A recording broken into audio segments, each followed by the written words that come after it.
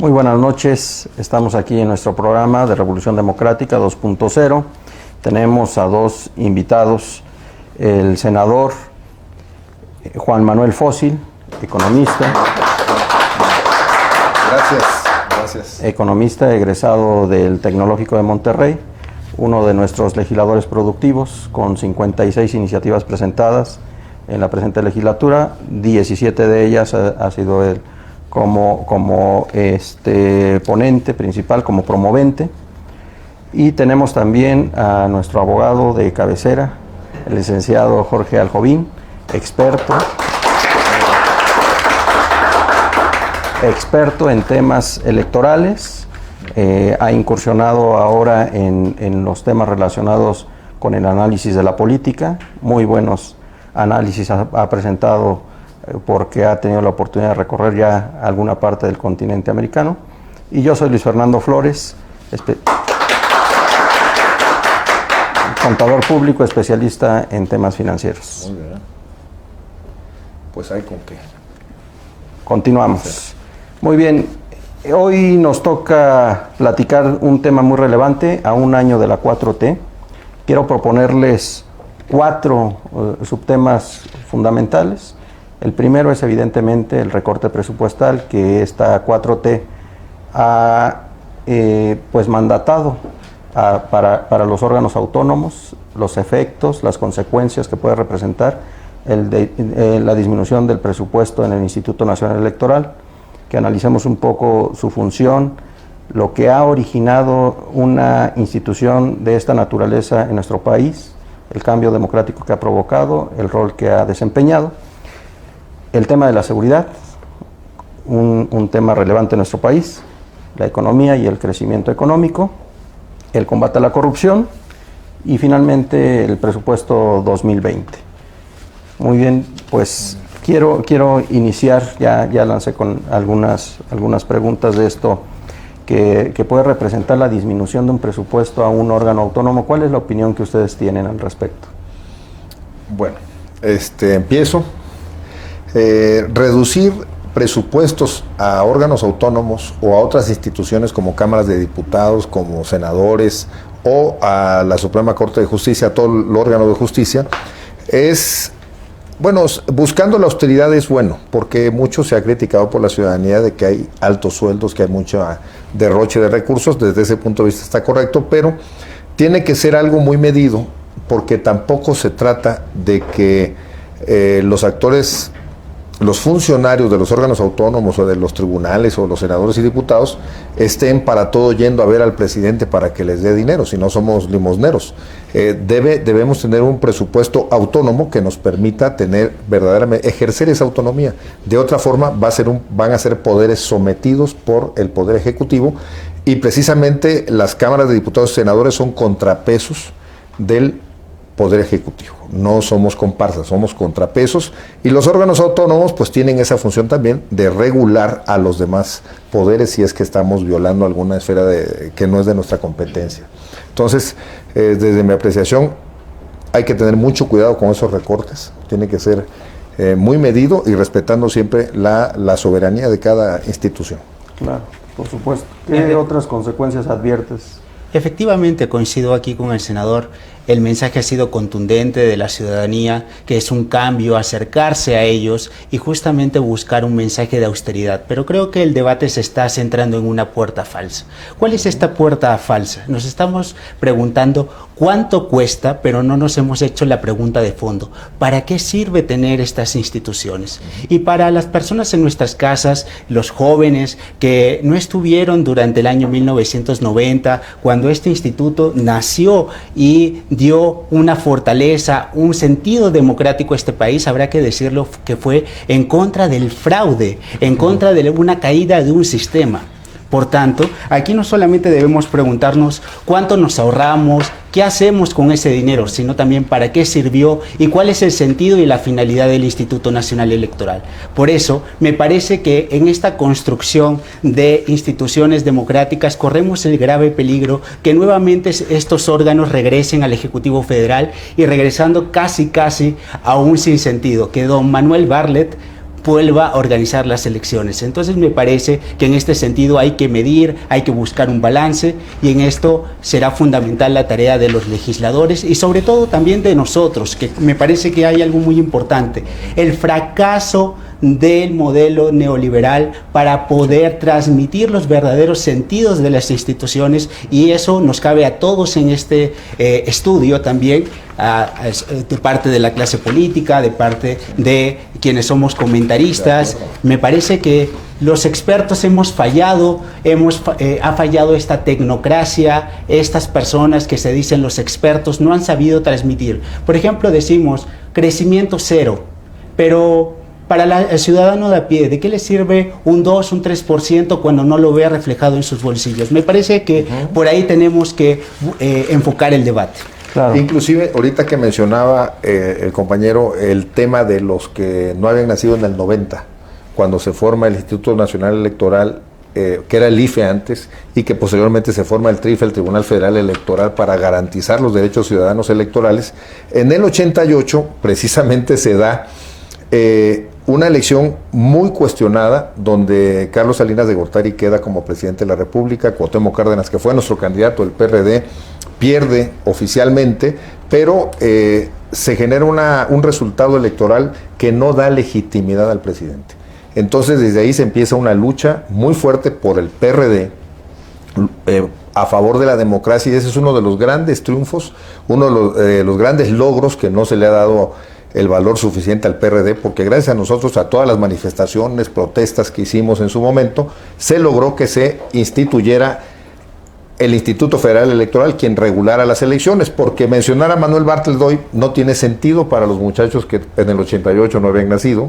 Manuel Bartlett, en el 88 las elecciones las organizaba el gobierno. La Secretaría de Gobierno era el INE, como quien dice. Entonces Bartlett era el secretario de Gobierno y fue quien organizó la elección del 88, y cuando los resultados electorales no llegaban a favor de su candidato del PRI, lo que hicieron fue bajar la corriente de las computadoras, que por primera vez estaba contabilizando con computadoras los votos, y bueno, se nos cayó el sistema de elección, y finalmente nos llevó a un conflicto muy serio y a una elección muy cuestionada, muy sucia, que eso orilló a que se diera la lucha democrática del PRD con más fuerza. Pero miren, justo cuando tomó posesión nuestro actual presidente, hizo 45 comentarios o promesas que realizaría durante su gobierno. Voy a leer textualmente una. Dice: transitaremos hacia una verdadera democracia. Se acabará la vergonzosa tradición de los fraudes electorales. Las elecciones serán limpias y libres. Quienes compren votos o trafiquen con la pobreza de la gente irá a la cárcel sin derecho a fianza. ¿Qué opinión les merece una aseveración de este tipo, proviniendo de un luchador social de más de 18 años, viniendo de partidos de izquierda, acompañado de instituciones públicas que respaldaron? Sin esas instituciones probablemente él no hubiera llegado. ¿Qué opinión les merece ese comentario? Vamos a esperar un corte y regresando queremos conocer su punto de vista. ¿Cómo no? Gracias.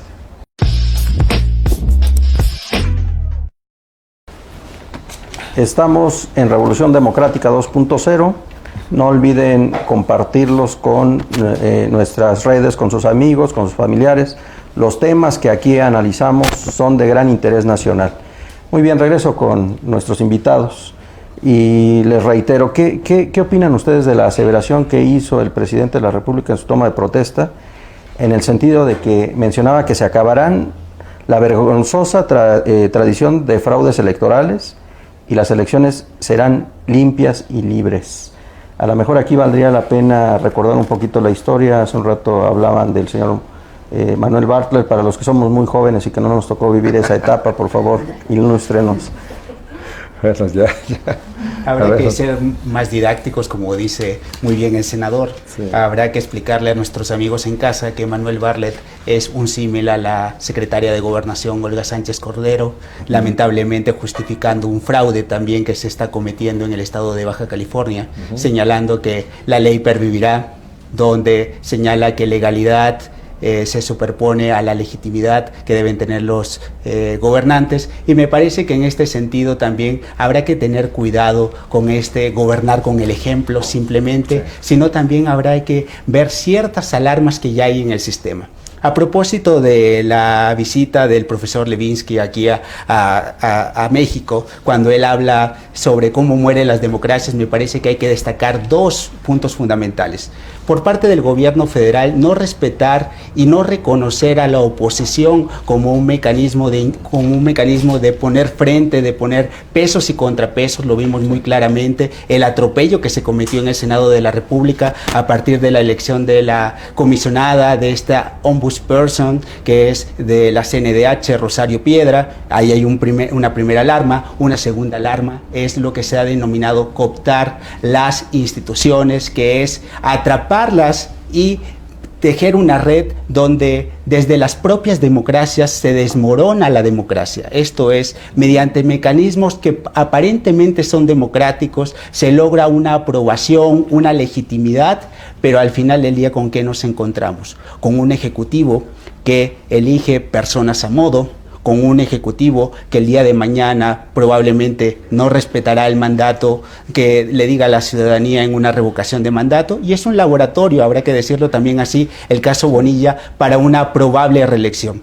Y no solamente lo dejo aquí sobre la mesa también, esto no es algo lejano, no es algo que sea etéreo, algo que no sea posible identificar. Habrá que decir que Evo Morales siguió el mismo camino y hoy lo encontramos en México, y posteriormente ha hecho su periplo nuevamente hacia Argentina. Entonces yo le digo a los jóvenes, habrá que tener cuidado, porque estos líderes carismáticos, no importando que sean de derecha o izquierda, no están respetando las instituciones, y cuando alguna regla les incomoda, utilizan la democracia para poder pervivir y permanecer en el sistema.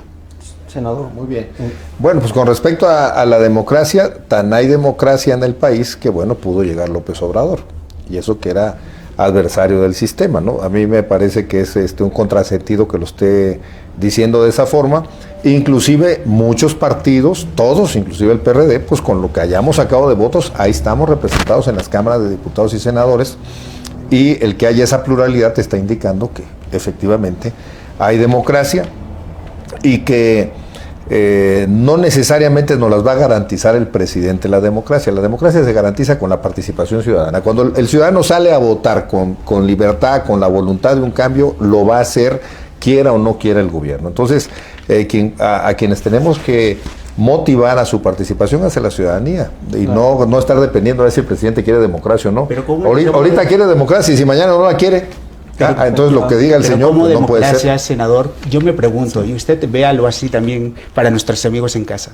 Llegamos a una elección, los bajacalifornianos llegan, votan por un determinado periodo, y posteriormente viene una modificación y hay un cambio en el periodo del mandato, y luego tiene que llegar una Suprema Corte que no tenemos las garantías de que esos ministros realmente respondan a una independencia judicial, y encontramos que tienen una cercanía con el presidente. Entonces, ¿cómo asegurar eso? Sí. ¿Cómo vivir con esas reglas democráticas como las entendíamos, cuando hoy estamos viendo que totalmente estamos siendo avasallados por este sistema? Es que coincido contigo, no puede haber ni democracia ni libertad por la voluntad del presidente, tiene que haber democracia y libertad por la voluntad ciudadana, que eso es lo que nosotros tenemos que fomentar siempre, y como PRD, fomentar la libertad ciudadana, y que nuestra voluntad sea respetada. Sobre eso vamos, y lo que sucedió en Baja California es algo que yo espero que la Suprema Corte lo eche para atrás, para que se entienda.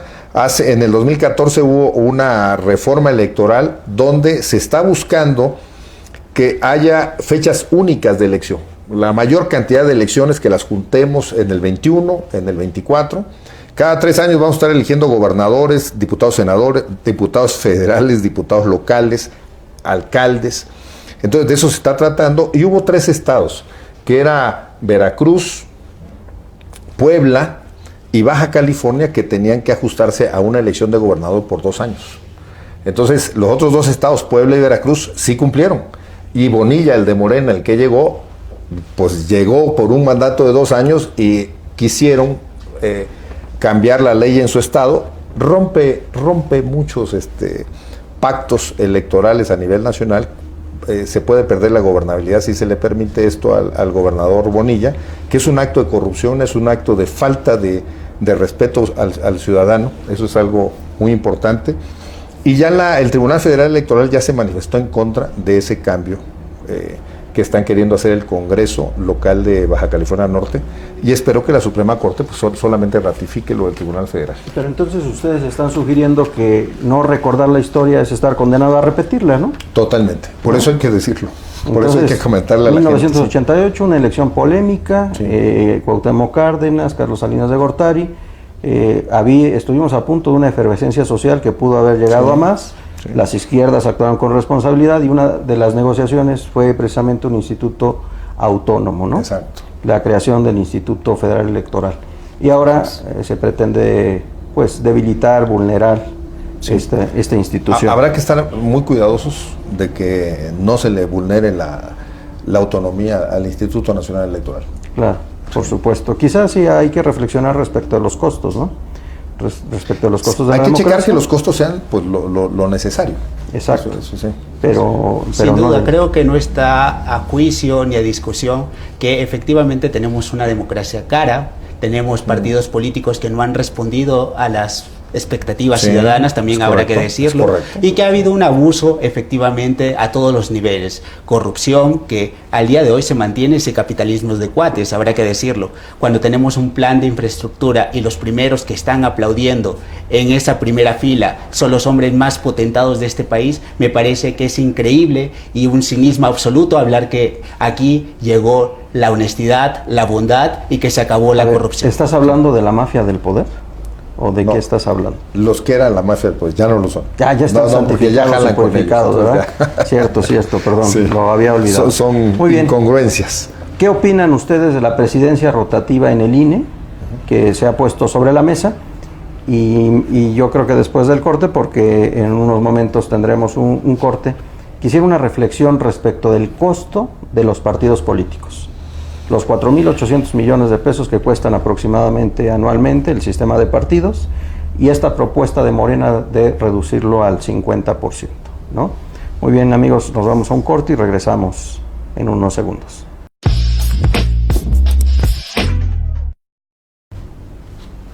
Regresamos, amigos, estamos aquí en Revolución Democrática 2.0. Le pregunto al senador, ¿qué opinión le merece la propuesta de disminuir el presupuesto para los partidos políticos en un 50%? ¿Cuáles cree usted que van a ser las consecuencias para nuestra vida democrática? Que vamos a perder gobernabilidad. Miren, está muy sencillo. A partir de los 90s se autorizó, se facultó que los partidos políticos tuvieran presupuesto de parte del presupuesto público. ¿Por qué? Porque se entendió desde aquella ocasión, y quien lo proponía siempre con mucha firmeza, con mucha claridad, era Porfirio Muñoz Ledo. Decía, si con la situación de crisis económica que tiene el país, si no se le da un presupuesto público a los partidos políticos, lo que va a pasar son dos cosas. O entra la clase empresarial a financiar a los partidos, y pues los diputados, senadores, gobernadores van a tener que obedecer lo que digan los empresarios, la línea que ellos sigan, ellos decidan. O bien, si no le entran los empresarios, entra la delincuencia a financiar a los partidos políticos y candidatos. Entonces, en cualquiera de estos dos casos, no son los intereses ciudadanos los que van a estar en juego. Van a ser intereses tanto de empresarios como de la delincuencia organizada. Eso no le conviene al país. Por eso, mi posición, esta va a ser, si se llegara a presentar esto en el Senado, de que tenemos que defender que los partidos políticos tengan financiamiento público, porque es la única forma de garantizar que representen los intereses ciudadanos. De otra forma, van a estar representando intereses ajenos a la ciudadanía y puede ser muy perjudicial. No es algo, un sueño guajiro, no es algo así que esté yo hablando de algo fuera de la normalidad. Veamos Michoacán, veamos Guerrero, veamos Morelos, veamos un montón, Culiacán, Sinaloa, o sea, veamos cuántos estados la delincuencia tiene metida la mano en un montón de alcaldías, de gubernaturas, etcétera.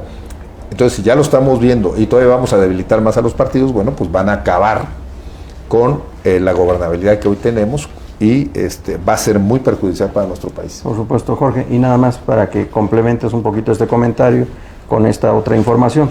Más o menos el país paga alrededor de 2.150 millones de pesos diarios por concepto de intereses por el servicio de la deuda interna y externa. El ahorro que pretenden los diputados con esta propuesta es como de 2.500 millones de pesos. O sea, estaríamos ahorrando un día y unas horas de intereses. ¿Qué opinas de eso? Me parece que habrá que también ponerse del lado de la ciudadanía, porque justamente el mensaje fue contundente: pedir menos burocracia, menos partidos políticos insensibles a las necesidades de las personas. Me parece que el tema del financiamiento no está en duda, lo reitero, pero también habrá que decirle a nuestros amigos en casa y a estos jóvenes que tienen esta nueva fuerza, y sobre todo que vemos hoy mujeres mucho más comprometidas con la democracia, leer este libro de Cómo mueren las democracias, y ahí señala que uno de los mecanismos para poder oponerse a estos líderes carismáticos, a estos líderes populistas, no importando que sean de derecha o de izquierda, es y serán siempre los partidos políticos. Los partidos políticos son los muros de contención de estas personas que intentan subvertir la democracia desde la democracia. Y es aquí donde me preocupa algo que me parece ser que nadie lo ha visto o lo estamos dejando de lado. Tenemos una elección del 2021 donde el voto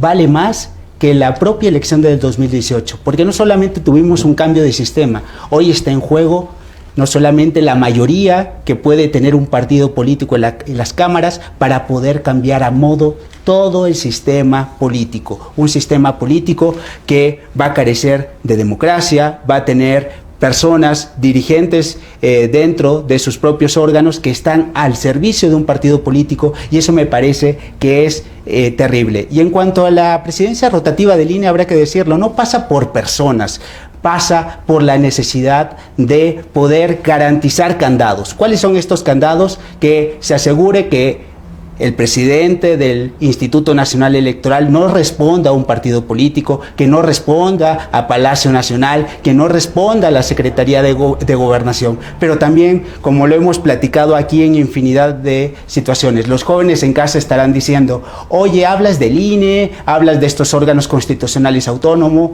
esto no me representa nada a mí. Pero habrá que decirlo también, tenemos un gobierno que ha generado altas expectativas. ¿Y hoy con qué nos encontramos? Con dos falencias fundamentales. Uno, el tema de la seguridad, y dos, algo que ustedes lo tienen que ver en casa: un desarrollo económico del 0%, y tenemos un presidente de la República que lanza un libro que se llama Economía Moral. ¿Cómo queremos lanzar un libro de economía moral cuando el propio gobierno en turno no logra un crecimiento económico mayor al 0%? Y por tanto, aquí hay un grave problema. Vemos un gobierno que quiere primero proyectar, luego quiere implementar y luego quiere consolidar cambios, pero por las altas expectativas que ha levantado, me parece que no podemos esperar, y sobre todo con esas altas expectativas el gobierno tiene que hacer el trabajo aquí y ahora, y los resultados no están a la vista. Jorge, y excelente tu intervención, porque nos da pie precisamente a la discusión del otro tema, ¿no? El tema de la seguridad. 28.741 muertes entre enero y octubre. Un promedio de 95 personas al día mueren en este país, ¿no? Sí. ¿Qué opinión les merece esto? Y luego lo que pasó el 17 de octubre con Ovidio Guzmán López, y luego unos días después con la familia Levarón y Lackford. ¿Qué nos pueden comentar? Bueno, mira, yo quisiera nada más retomar 2-3 puntos que ha señalado aquí el compañero Aljovín. Miren, si bien es cierto que el 1 de julio del 2018 la gente salió a votar por un cambio, que esto es evidente, y Morena representó ese cambio, estos son movimientos que se están dando a nivel mundial. En todos los países se está presentando casi la misma situación, de que de repente surge un partido que atrapa la esperanza de los ciudadanos porque sienten que su nivel de bienestar no es el suficiente. Entonces, en el 2018 Morena fue esta opción. Pero quisiera decirte, Aljovín, las alcaldías, los gobiernos que tiene hoy Morena no están dando ningún resultado mejor que los partidos anteriores. Muy al contrario, como son gente novata, son gente que no tenía pues el compromiso, llegaron por casualidad en muchos casos, bueno, pues su desempeño es bastante malo. Así que no estamos ganando nada como país con este cambio que se generó con Morena. Se nos quedaron, por cierto, del PRD muchos candidatos muy valiosos, gente que sí tenía compromiso, que sí tenía trabajo, que sí tenía responsabilidad. Entonces, el PRD va a resurgir ahora en la próxima elección del 2021. Nada más tenemos que organizarnos bien para que volvamos a representar la voluntad ciudadana. Nada más quería acotar eso porque pareciera que todo estaba mal y que ahora está mejor, y absolutamente no. Pudiéramos estar mal, pero ahora estamos peor. Entonces tenemos que recomponer las cosas. El ciudadano que tiene la posibilidad del voto tiene que hacer que las cosas se empiecen a enderezar ahora en el 2021. Y yo quisiera señalar que si bien Andrés Manuel dio en el clavo con lo de las políticas de austeridad, que la gente estaba viendo que había mucho gasto y ellos están pobres, bueno, la política de austeridad es algo positivo de su gobierno. El combate a la corrupción está correcto. Sin embargo, en esto de la austeridad se les fue la mano, porque, por ejemplo, en el sector salud dejaron sin medicinas al país durante 8 o 9 meses. No podían la gente operar, o sea, gente que necesitaba operaciones no las podían operar porque no había con qué operarlas. Entonces, aguas, porque también con el INE y con los partidos políticos quieren exagerar con la austeridad, venderle al pueblo que eso es lo mejor, pero posiblemente traigamos un perjuicio mayor. Ahorrar los centavos y perder lo más importante, que es la atención a la ciudadanía. Así que necesitamos que nuestro pueblo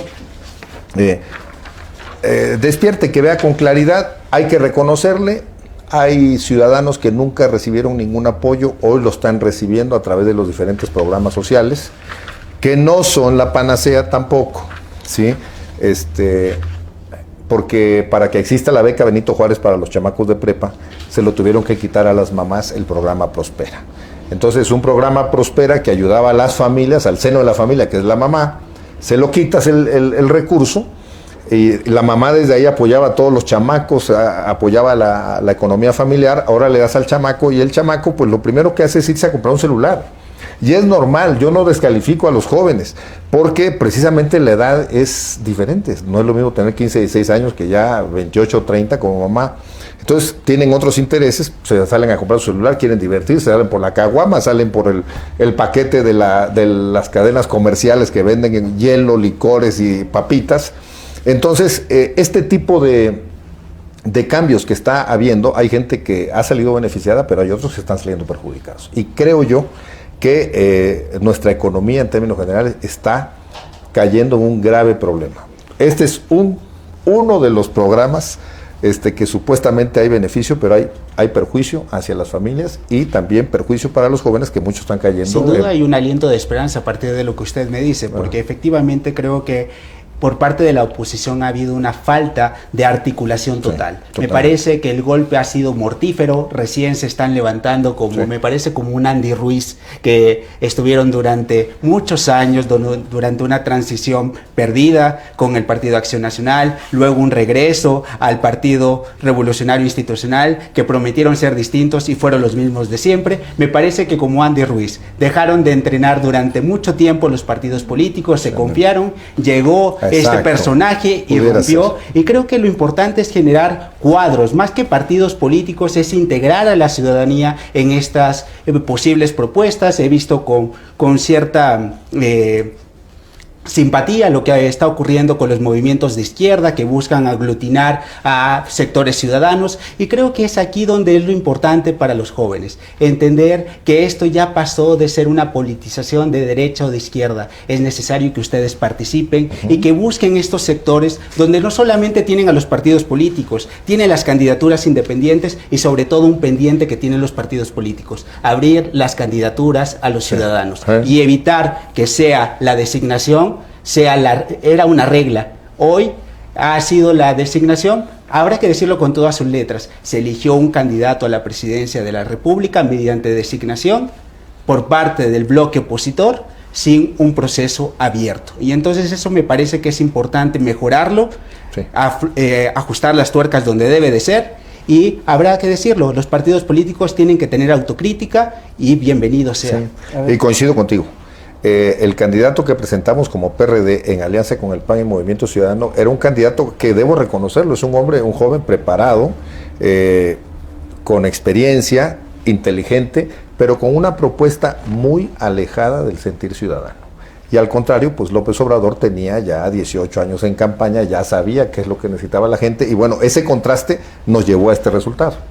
Así que ahí sí estoy... Y me gustaría que me ayudaran a aclarar algunos temas, porque a mí la verdad, como contador público, no me están cuadrando los números, porque hablamos aquí de algunos criterios que han generado ahorros en el país, ¿no? Así, pero, por ejemplo, la cancelación del nuevo aeropuerto internacional de la Ciudad de México puede estar costando 201 mil millones de pesos. Ya el costo por cancelarlo, si lo hubiéramos hecho, hubieran sido 250 mil millones de pesos. Sí. O sea, ¿qué opinión les merece eso? ¿Cómo se puede explicar eso, ¿no? Bien. Vamos a un corte rápido, les pedimos comprensión aquí a los ciudadanos porque andamos en un esquema de austeridad, no tenemos recursos, entonces requerimos del patrocinio y vamos a pedirle a la producción que nos apoye. Vamos a cambiar el USB para que efectivamente seguir grabando. Gracias. Amigas, amigos, estamos de regreso aquí en Revolución Democrática 2.0 con nuestros invitados, que han quedado algunas preguntas sin responder. Les recuerdo que no estamos en campaña, estamos en un momento serio en donde... Ya estamos igual que el gobierno, estamos quedando a deber, sí. Entonces, nos quedamos con estas preguntas y Jorge le puso sazón aquí a la mesa con el tema del crecimiento económico. ¿Qué nos pueden decir, por favor?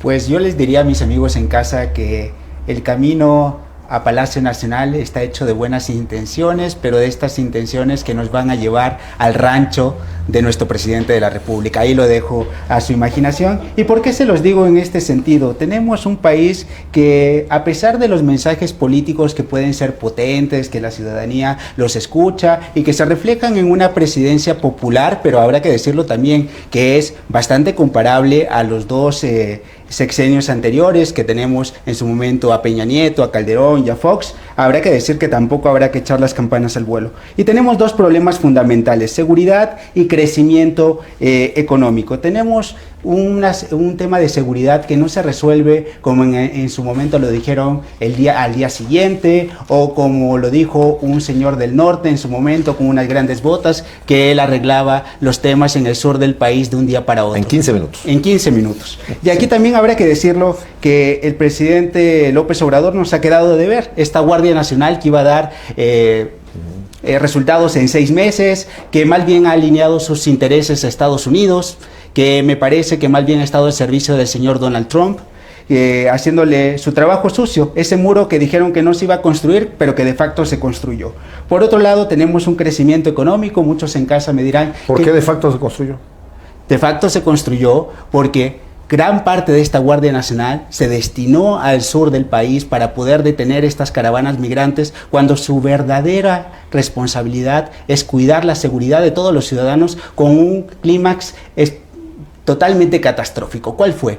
La liberación del señor Ovidio Guzmán, ¿no? Me parece que en este sentido tenemos un presidente que improvisa, un presidente que tiene muy buenas intenciones, pero que al final del día no concreta. Y yo tomo en el tema económico algo que dijo mi amigo senador. ¿Qué dijo? Efectivamente, hoy mucha gente recibe su dinero, lo tiene en efectivo, pero tenemos pocas reglas que den claridad. Pero esto también regresa a una autocrítica por parte de la oposición.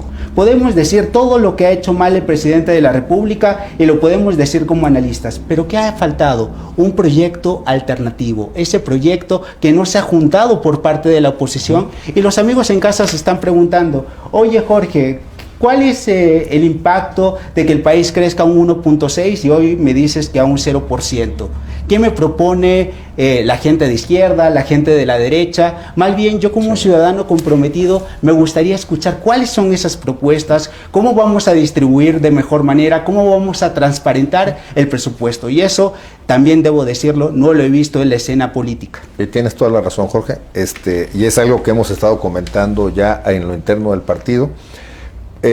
Bueno, el tema del combate a la inseguridad es uno de los grandes males de este gobierno. Se ha incrementado la inseguridad, las violaciones a las mujeres, feminicidios. Hay que tener mucho cuidado, las mujeres, cuídense más, porque pareciera que no no hay interés por parte del gobierno de ponerle un freno a este tipo de delitos en cuestión de inseguridad. Más muertos, como lo comentaste, hay más muertos que en tiempos de Calderón y más muertos que en tiempos de Peña Nieto, van incrementándose, cuando fue uno de los grandes lemas de campaña de Obrador, que tanto Calderón como Peña Nieto habían cometido un grave error y que esto los había llevado a que hubieran tantas muertes. Bueno, pues ahora él no ha cometido errores, pero hay más muertos ahora con su política de abrazos y no balazos. No se la entendieron los delincuentes y ahora tenemos balazos por todos lados, hasta atrás del Palacio Nacional de hace 2 días o 3, y además las muertes al por mayor ya en esta etapa de López Obrador. Hay más muertes ahora que antes. Entonces no ha podido con la inseguridad y necesita ya el señor dar resultados a la ciudadanía mexicana. Por el lado del crecimiento económico, ahí te va. Soy economista. Y también para todos los jóvenes profesionistas, qué padre que esté el programa Construyendo el Futuro, donde se está apoyando a jóvenes profesionistas o técnicos que no tuvieron oportunidad de un empleo. Entonces, este programa les apoya con 3,600 pesos mensuales durante un año. Esto está muy bien, pero esa lucha contra la corrupción ha sido en este programa un fracaso, porque a los muchachos los están obligando a darle 1,000 pesos al de la tienda o al de la empresa, 1,000 pesos a los operadores del partido en el gobierno, y a ellos les están tocando 1,600 pesos nada más. Eso es un gran fraude, una corrupción terrible que está ocurriendo en el país. Así que el programa no ha sido todo lo noble que se esperaba, pero además, terminando el año, si la economía no crece, si los empleos no crecen, si no se están generando empresas, al final del año, Jorge, que entró en el Construyendo el Futuro, ¿quién le va a dar empleo? Nadie. Entonces, estamos construyendo un futuro que no tiene futuro, que no tiene más que el año que cobre los 1,600 pesos que te está dando el gobierno, y esa no puede ser el porvenir de la gente. ¿Y para qué quieren 100 universidades más ofrecer López Obrador si no vamos a tener empleos para la gente? Así que es algo fundamental que nuestra economía crezca, que haya más empresas, que haya empleos formales. ¿Por qué el empleo formal? Porque si no le estamos pagando Infonavit a la gente, si no le estamos pagando el Seguro Social, si no le estamos dando para el sistema de ahorro para el retiro, en vez de que tengas una pensión buena al final de tu camino laboral, a los 65 años, pues te vas a tener que conformar con los 1,250 pesos que están dando hoy. Si no estás abonándole al Infonavit, pues ¿cómo vas a tener derecho a casa? ¿Con qué crédito? ¿Quién te va a dar crédito? Entonces necesitamos forzosamente que nuestra economía crezca, y el camino en el que va nuestro país no es el correcto hasta este momento. Y no solamente que crezca, señor senador, creo que es un compromiso que debemos tener todos, que crezca pero con igualdad, que es una de las banderas que también ha tenido la izquierda mexicana, sí, ¿cómo no? Sí. Y que creo que se está olvidando, y que no lleguemos a problemas como los que tiene hoy Chile, donde hay una desigualdad económica brutal, y me parece que eso es lo que ha faltado en este país, no solamente crecer bajo ese modelo neoliberal, sino que también que sea con igualdad. Sí, pero ¿cómo creen ustedes que esto lo va a lograr? No sé si tuvieron oportunidad de leer el Plan Nacional de Desarrollo 2020-2024. Es el documento por el que el secretario de Hacienda renunció. Lo acusó el presidente Andrés Manuel de que era un documento elaborado por un tecnócrata. Es un Plan Nacional de Desarrollo de 18 hojas. Comparado con cualquier otro, no tiene ni el 10%, y lo importante es el tema metodológico. Ese Plan Nacional de Desarrollo debió de haber dado estas directrices que ustedes están señalando. Sí. Pues por eso todo el mundo habla de la improvisación, porque ningún funcionario de alto gobierno sabe cuáles son las metas estratégicas del gobierno, salvo estas cosas que relaciona con programas de apoyo social que ni siquiera cuadran. Ni siquiera el Plan Nacional de Desarrollo bien elaborado debió de haber tenido objetivos, indicadores y metas. Debió de haberse elaborado por sector. Sí, ¿no? Fernando, porque es dinero público. No es el dinero del bolsillo de López Obrador lo que se está repartiendo, es el dinero del pueblo de México. Por eso es que tiene que haber una total transparencia de cómo se maneja, por qué, a quién se le da, por qué se le da. Eso es lo que tiene que hacer un gobierno, y en este caso es una crítica muy seria al gobierno de López Obrador. Lo que ha faltado es mucha transparencia. Si falta transparencia, pues se piensa que hay corrupción. Ha habido mucho favoritismo para gente cercana a ellos en los programas. No son programas democráticos que le toca a cualquier ciudadano que esté en igualdad de condiciones, por aquello de la igualdad. Entonces, Es muy criticable los programas que han estado implementando, que se está manejando muchísimo dinero, son cerca de 200,000 millones de pesos que se manejan al año en programas sociales y que son programas, desde mi punto de vista, electoreros. Esa va a ser la fortaleza del partido Morena, los programas sociales. Contra eso vamos a tener que competir los demás partidos, porque como gobiernos municipales y estatales, la verdad que está muy deficiente, y como diputados y senadores también hay mucha deficiencia de lo que llegó por Morena. Así que vamos a competir contra el presupuesto público. Ese es el reto del PRD y de los demás partidos de oposición. Y otra pregunta relacionada con el combate a la corrupción. ¿Ustedes tienen conocimiento de algún dinero que haya devuelto a alguno de estos corruptos que tanto se robó? Chuchu.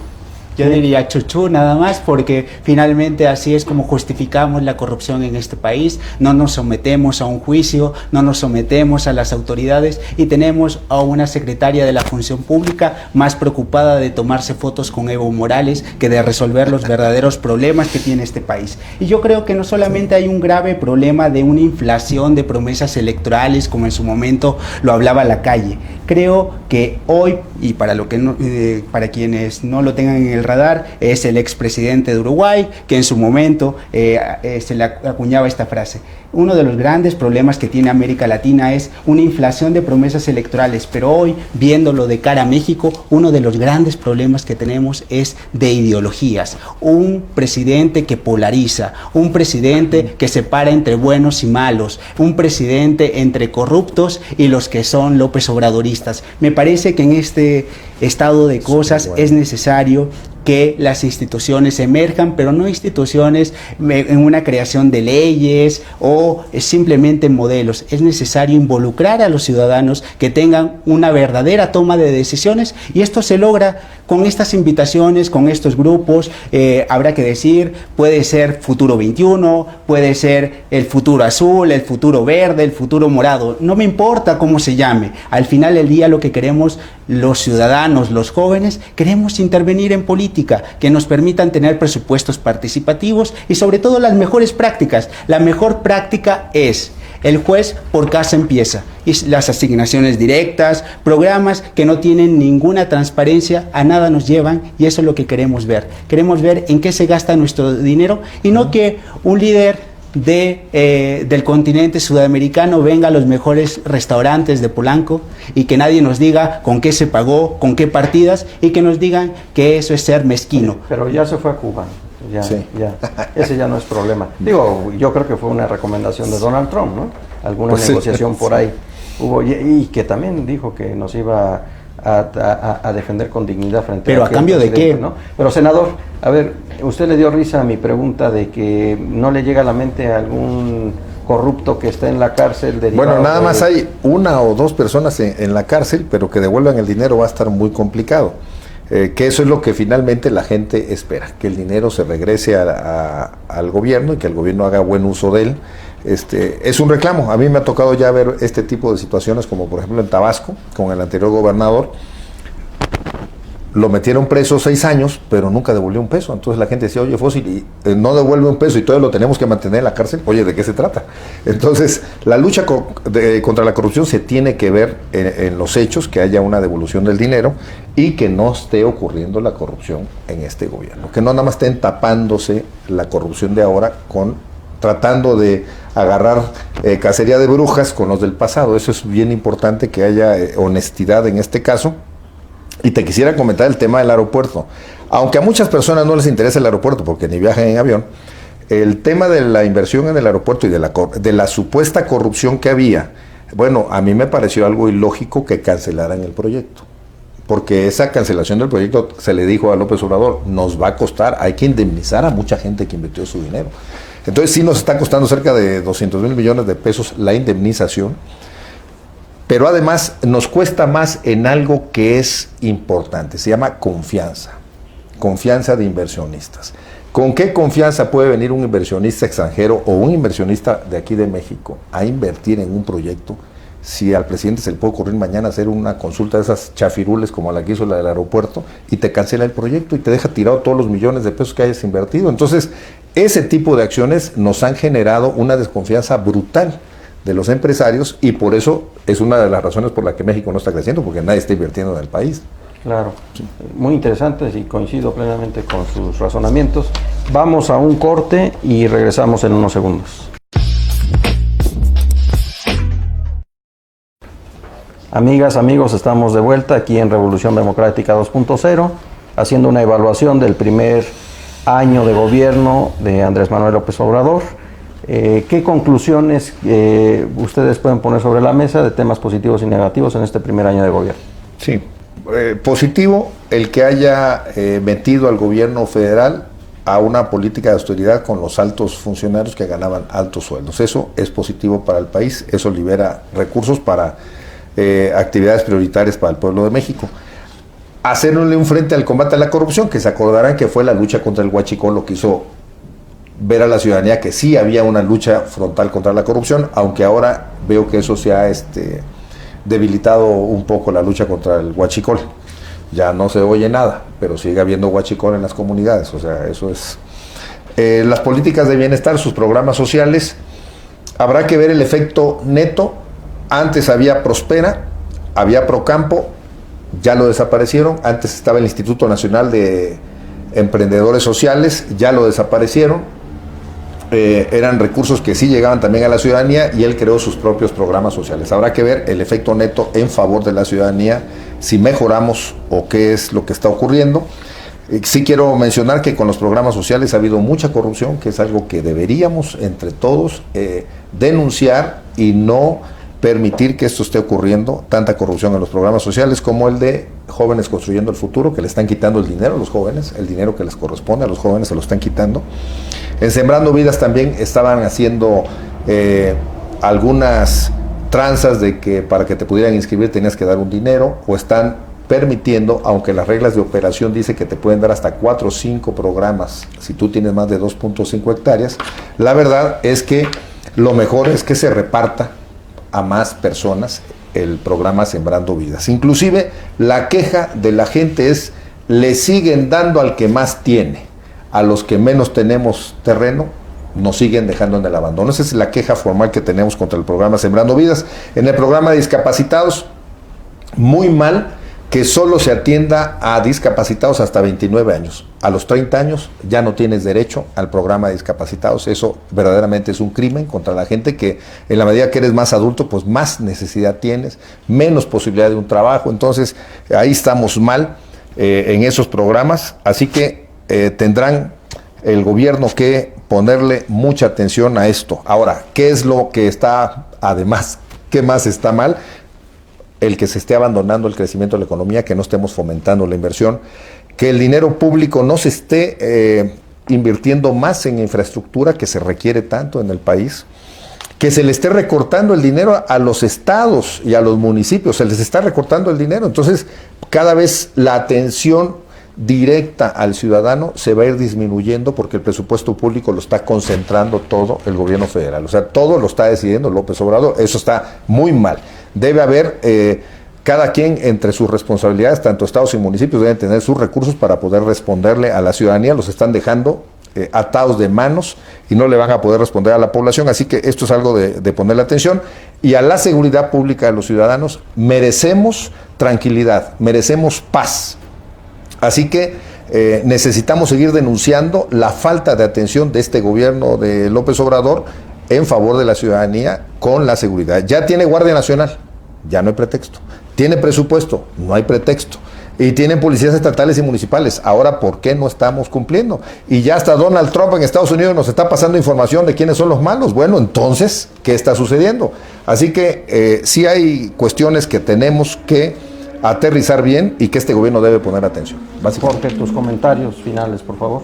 Sin duda ha sido un gobierno con claros y oscuros. Habrá que decir que los simbolismos de López Obrador esperemos que se quede, no importando el color político que gobierne, un presidente que trabaje todos los días, un presidente que gobierne si se puede decir así, con el ejemplo, porque creo que nadie tendríamos la duda de si López Obrador es honesto o no es honesto. Me parece que más bien los reclamos vienen a su equipo asesor, tenemos secretarios que están desaparecidos, que no trabajan, o algunos que roban libros en Argentina. Embajadores, sí. Embajadores, habrá que decirlo así. Y habrá que también señalarlo, esto no es un cheque en blanco para el señor López Obrador, es necesario que responda a las expectativas. No estamos en un estado de cosas donde podamos esperar, porque hay más de 56 millones de mexicanos que siguen viviendo en la pobreza. Tenemos que ser sensibles a esta situación y, como lo ha dicho el diputado, es necesario seguridad, es necesario crecimiento económico, pero hay algo que me preocupa de sobremanera, el tema de los derechos humanos, que es una agenda que se ha dejado atrás, y habrá que ver simplemente la elección de Rosario Piedra, un desprecio a las instituciones, un desprecio a los procedimientos, y no solamente estos problemas se solucionan con más instituciones, porque esto es simplemente hablar desde una tribuna política. Creo que lo que es necesario, que es combatir la corrupción, combatir los males del país, no solamente es con más instituciones, es con más sociedad, con más ciudadanía, que se intervenga, y sobre todo que es algo fundamental que debemos tomar todos, el mensaje y el grito desesperado del grupo de nuestras mujeres en este país, que ha sido un mensaje que se ha viralizado, y creo que es necesario tomar atención sobre este tema, y no solamente por parte del gobierno, sino también por parte de los institutos políticos que tienen estos programas para poder difundir las ideas. Hace unos días veía cómo se criminalizaba a una mujer, esta persona Karen, que se perdió durante algunas horas, y se le criminalizaba y se le señalaba que estaba con un hombre, y se señalaba que se había perdido durante largas horas en la noche. ¿Por qué no sensibilizar y ocupar estos programas para actividades específicas de las mujeres, enseñar también a los hombres, educarnos y decirnos cómo debemos referirnos, cómo debemos describir una noticia? Yo hubiera preferido comunicadores y partidos políticos que también dijeran: Karen estaba con un sujeto o con personas, etcétera, no señalando, no criminalizándola por ser mujer, porque creo que la educación empieza por la casa de cada uno de nosotros. Cuando nos preguntan, y cuando tenemos un varón, tenemos un hombre en nuestra casa, mi pregunta es: ¿cuándo hemos dicho que violar es malo para un hombre? Generalmente simplemente criminalizamos, prejuiciamos y establecemos estereotipos para las mujeres, y eso me parece que es importante que también el presidente López Obrador, y no solamente él, sino que también alternativas como esta que tenemos aquí, de izquierda, de derecha, tomen estas posiciones y las puedan llevar a cabo. Y algo que con lo que concluyo: podemos decir mucho del gobierno, pero también la oposición está herida de muerte, y yo espero que se levante de cara al 2021. Claro, muy valiosas tus aportaciones, Jorge.